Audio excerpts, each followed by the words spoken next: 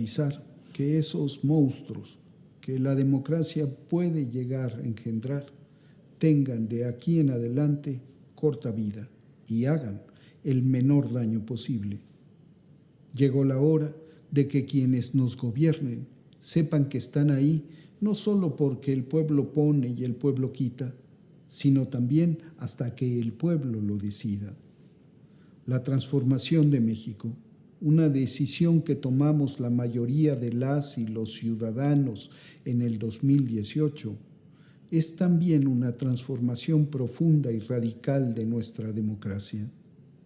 Atrás ha de quedar el tiempo en que la ciudadanía era requerida solo cada 6 años y sus votos eran considerados una especie de patente de corso para quienes resultaban electos. En este país, la democracia debe dejar de ser coartada para charlatanes y criminales. El daño ocasionado a la nación por personajes de la calaña de Vicente Fox, Felipe Calderón o Enrique Peña Nieto, por nombrar solo a los más recientes, se hubiera reducido sustancialmente si a mitad de sus respectivos sexenios se hubieran visto obligados por la Constitución a someterse a la revocación de mandato. Con sangre, dolor y pobreza pagamos las y los mexicanos el que esos infames se mantuvieran en el cargo por 6 años. De la democracia representativa, un modelo a mi juicio ya agotado, hemos de transitar a la democracia participativa. Para el régimen neoliberal, la democracia era un asalto enmascarado al poder, por la vía del fraude electoral o mediante una vil transacción comercial. Los grandes electores eran los medios de comunicación y el poder económico. Las y los votantes eran un instrumento inerme a los que duraba muy poco la ilusión óptica de haber sido ellas y ellos quienes habían elegido a sus gobernantes. Para cambiar esto de raíz, Andrés Manuel López Obrador prometió durante su campaña someterse a la revocación de mandato al llegar a la mitad de su sexenio.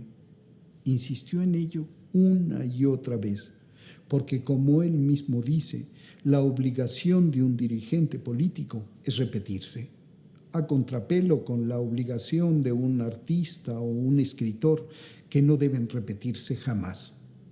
Y colocó esa promesa junto a la lucha contra la corrupción y el principio de que el poder solo tiene sentido y se convierte en virtud cuando se pone al servicio de los demás, justo en el centro de su plataforma política.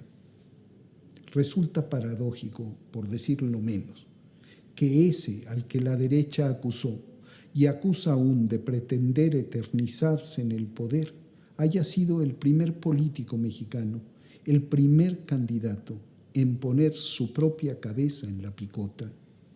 Una decisión que ya ha convertido en el presidente más votado de la historia de México, ha reiterado y por la que ha luchado en contra de la derecha conservadora. Bien podía López Obrador haberse dormido en sus laureles, acomodarse sobre sus 30 millones de votos. Bien podía, siendo un presidente sometido a un linchamiento mediático constante, masivo y brutal, haberse evitado correr un riesgo a todas luces innecesario. Al empecinarse en la consulta sobre la revocación de mandato, muestra su valentía, su congruencia política y una indeclinable vocación democrática. La derecha, al resistirse a este ejercicio de democracia participativa, como ya lo hizo con la anterior consulta, exhibe por el contrario su miedo, su vocación autoritaria y su absoluto desprecio por lo que la gente de este país piensa y quiere. Convertirnos en una nación que les demanda de manera libre y fulminante a quienes la gobiernan que cumplan o se vayan, no debe ser solo parte sustancial del legado histórico de López Obrador. Ha de ser nuestro propio legado, una herencia de libertad y soberanía ciudadana para nuestras hijas y nuestros hijos. El comienzo de una nueva era en la que, como quería Abraham Lincoln, la democracia sea efectivamente el gobierno del pueblo, por el pueblo y para el pueblo. Ese pueblo que habrá de ahora en adelante de poner, quitar, mandar.